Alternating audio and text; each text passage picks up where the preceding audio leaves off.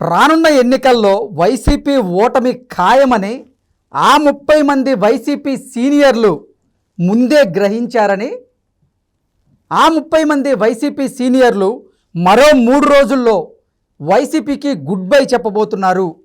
ఆంధ్రప్రదేశ్లో రాజకీయ సమీకరణాలు మారబోతున్నాయి అంటూ కూడా ఒక వార్త ఇప్పుడు సోషల్ మీడియా వేదికగా చక్కర్లు కొడుతున్నటువంటి నేపథ్యంలో ఈ అంశానికి సంబంధించి మనతో మాట్లాడేందుకు ప్రముఖ సీనియర్ జర్నలిస్ట్ దుర్గాకుమార్ గారు మనతో ఉన్నారు. సార్తో మాట్లాడదాం. దుర్గాకుమార్ గారు నమస్తే అండి. నమస్కారం కృష్ణ గారు, మన వీక్షకులు కూడా నమస్కారం.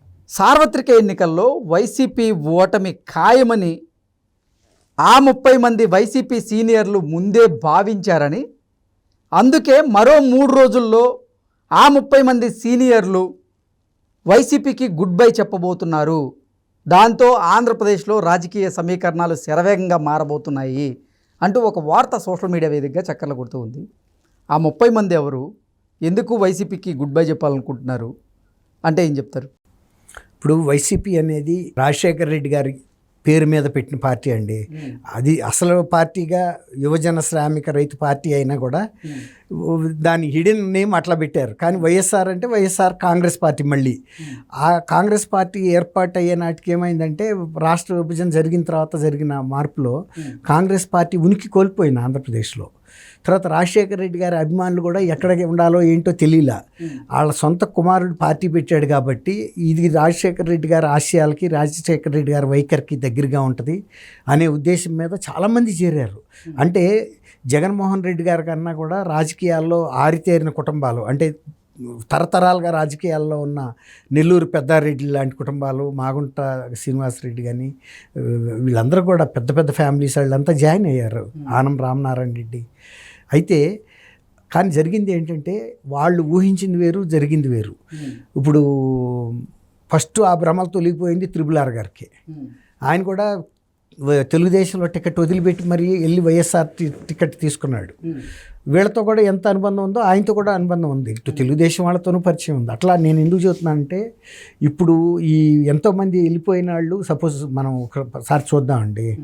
ఆయన ప్రభాకర్ రెడ్డి గారు, నెల్లూరు జిల్లాలో ప్రభాకర్ రెడ్డి గారు, కోటమిరెడ్డి శ్రీధర్ రెడ్డి, ఆనమ్ము, తర్వాత మాగుంట శ్రీనివాసరెడ్డి గారు, బాలశౌరి, శ్రీకృష్ణదేవరాయలు, కర్నూలు జిల్లాలో ఒక ఎంపీ, ఆయన పేరు ఏదో కుమార్ ఉంది. ఇట్లా తర్వాత ఎంత సీనియర్స్, ఆ తర్వాత అతను జయరాము, అట్లా ఎంతోమంది పార్టీలోంచి వెళ్ళిపోయారు. ముందుగానే వెళ్ళిపోయారు వాళ్ళు.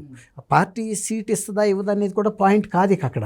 ఇక ఈ పార్టీలో ఇమడలేము, ఈయన వైఖరి ప్రజలకు వ్యతిరేకంగా ఉంది, దీన్ని మనం ఫేస్ చేయాల్సి వస్తుంది, ఓటమి ఎదుర్కోవాలి. దీనికన్నా కూడా రాజకీయాల నుంచి దూరంగా ఉన్నా పర్వాలేదు, లేకపోతే ఇండిపెండెంట్గా వేసుకున్నా పర్వాలేదు. కానీ ఈయన తరపున పోటీ చేస్తే ఇప్పుడు అందులో కుటుంబం నుంచి ఆయన మీద వచ్చిన ఆరోపణలు ఏవైతే ఉన్నాయో, గతంలో ఎప్పుడు ఏ రాజకీయ పార్టీ అధ్యక్షుడి మీద అలాంటి పార్టీ రాలా. సొంత కుటుంబ సభ్యులు వచ్చి ఇతను ఇంత దుర్మార్గుడు, దుష్టుడు, హంతకుడు, తర్వాత అవినీతిపరుడు, మామూలుగా కాదు చాలా పెద్ద అవినీతిపరుడు, తిమింగలం, ఈయన్ని మీరు ఎట్టి పరిస్థితిలో గెలిపించొద్దు, మా కుటుంబాల్లోనే మేము ఈ అనుభవిస్తున్నాము క్షోభ. రాష్ట్రంలో కూడా అతను అదే చేస్తున్నాడు, మీ అందరికీ కూడా కనపడుతుంది కదా, మీరు ఎందుకు ఇలాంటి వాళ్ళని పంపిస్తారు? అంతకుల్ని ఆయన పార్లమెంట్ సభ్యుడిగా నిలబెట్టాడు. తెలుసు హత్యా కేసులో నిందితుడని, అయినా కూడా అతన్నే నిలబెట్టాడు. ఇంకెవరో దొరకలేదా? తండ్రి నియోజకవర్గంలో ఇప్పుడు చెల్లి పోటీ చేస్తున్నా కూడా చెల్లి కూడా పైకి రావద్దనే కదా, చెల్లి మీద అలాంటి ఆరోపణలు ఏం లేవు కదా. తర్వాత అదే చెల్లెలు ఈయన్ని పార్టీలో గెలవటానికి ఎంత పాదయాత్ర చేసిందో ఆంధ్రప్రదేశ్ ప్రజలు చూశారు, తెలంగాణ ప్రజలు కూడా చూశారు. అంత సొంత చెల్లెల మీద రాజకీయ కక్ష పెట్టుకుని మంచి వ్యక్తిని పెడితే పోయేది, నాకు కూడా గౌరవంగా ఉండేది. ఒక హంతకుడితో నేను పోటీ చేయాల్సి వచ్చింది. నేను రాజశేఖర రెడ్డి కుమార్తెని, ఈ నియోజకవర్గం నుంచి మా కుటుంబమే 40 సంవత్సరాలుగా దాదాపు మా కుటుంబమే ఈ ప్రాతినిధ్యం వహిస్తుంది. నా చిన్నాన్న కూడా ఈ లోక్సభ అభ్యర్థిత్వం కోసమే చంపారు. నన్ను పోటీ చేయాలి, నేను గెలవాలని కోరుకున్నాడు. కానీ నా అన్న అవినాష్ రెడ్డిని పోటీకి దింపాడు. అవినాష్ రెడ్డి ఏంటో మీకు తెలుసు, నాకు తెలుసు, పైన భగవంతుడికి తెలుసు. ఇలాంటి హంతకుల్ని ప్రోత్సహించే పార్టీని మీరు గెలిపిస్తారా? ఇక్కడ హంతకుడినే గెలిపిస్తారా? ఇవే కదా ఇప్పుడు జరుగుతున్నదంతా. గతంలో ఎన్నికల్లో అదే వివేకానంద రెడ్డి గారి హత్య కేసు ఆయన్ని అధికారంలో రావడానికి సునాయాసంగా తీసుకెళ్ళిపోయింది ఒక సానుభూతి పవనాలతో. ఇప్పుడు అదే కేసు ఈయనకి ఒక ఇదిగా తయారైంది. సొంత పార్టీ సభ్యులు కూడా ఇలాంటి హంతకులు ఇలాంటి ఆరోపణలు సొంత కుటుంబ సభ్యుల నుంచే వస్తుంటే మనం వెళ్ళి మనం ప్రజలకు ఏం చెప్పగలుగుతాం? మన పార్టీ గొప్పదనం గురించి కానీ మన పార్టీ నాయకుడి గురించి కానీ. దీనికన్నా మనం పక్కకు తొలగింది బెటర్ అని ఒక బ్యాచ్ వాళ్ళు ముందే వెళ్ళిపోయారు. ఇప్పుడు ఎవరైతే ఫేస్ చేస్తున్నారో వాళ్ళు కూడా ఏమంటున్నారంటే డెవలప్మెంట్ ఏం చేశారయ్యా మీరు, ఇవన్నీ పక్కన పెట్టండి. వివేకానంద రెడ్డి గారి కేసు ఇప్పుడు వాళ్ళ చెల్లెళ్ళు అడిగేది పక్కన పెట్టినా మీరు చేసిన డెవలప్మెంట్ ఏమైనా ఉంటే చూపించమంటున్నారు. ఏమి చెప్పలేకపోతున్నారు. దీనికి తోడు ఇది యాడ్ అయింది. ఇలాంటి పరిస్థితుల్లో మనం ఈ పార్టీ పేరు చెప్పుకుని వెళ్ళే కన్నా మన పేరు చెప్పుకుంటే బెటరు. ఆయన కోలగట్ల వీరభద్ర స్వామి కూడా 2 నెలల క్రితం 3 నెలల క్రితం కూడా జగన్ గారిని వదిలిపెట్టండి అమ్మా, ఆయన ఎందుకు, ఆయన ముఖం చూడొద్దు, నా ముఖం చూసేయండి అని ఓటర్లను అభ్యర్థించుకోవటం మొదలెట్టాడు. ఆయన ఒక సీనియర్ శాసనసభ్యుడు.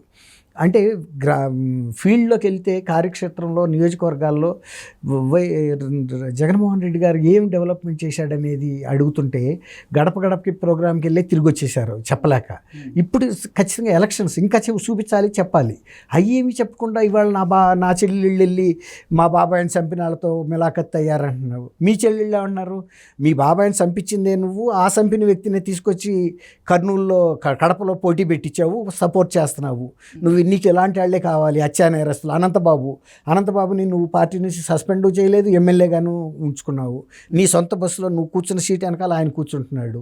కాబట్టి మళ్ళీ దళితుల్ని చంపిన వ్యక్తిని అతను ఎక్కడికి వెళ్ళిన నియోజకవర్గాల్లో ఊళ్ళల్లో తిప్పి పంపుతున్నారు. నువ్వు రావడానికి వీల్లేదు, మిగిలిన వాళ్ళు వచ్చినా మేము సహిస్తాం, కానీ నువ్వు మా కులస్తుడిని చంపిన వాడివి, మేము క్షమించమని ఎమ్మడబడుతుంటే పోలీసు రక్షణతో వెళ్ళి బస్సు ఎక్కి లేకపోతే కారులో వెళ్ళిపోతున్నాడు అక్కడి నుంచి.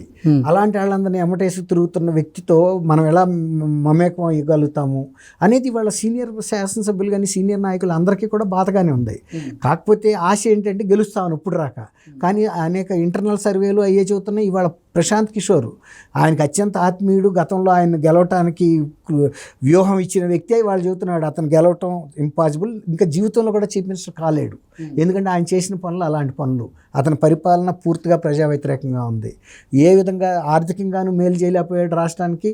తర్వాత ఆయన ఎంతసేపు ఒక కాస్త చింతపండు, కాస్త ఉప్పు, కాస్త ఎండుమిరపకాయలు తెచ్చి పొయ్యికాడి చూడటం అలవాటు చేసుకున్నాడు. కానీ నేను ఒక పాలకుడిని, వాళ్ళంతటా వాళ్ళు ఆత్మగౌరవంతో బతకాలి, మంచి జీవనం బతకాలి, వాళ్ళ పిల్లల్లో ఒకళ్ళో ఇద్దరో 30,000 40,000 చేసే ఉద్యోగాలు ఇచ్చే ఫ్యాక్టరీలని సంస్థల్ని స్థాపించాలి, అట్లా ప్రతి ఇల్లు వెలిగిపోవాలి అనే తీరు లేదు.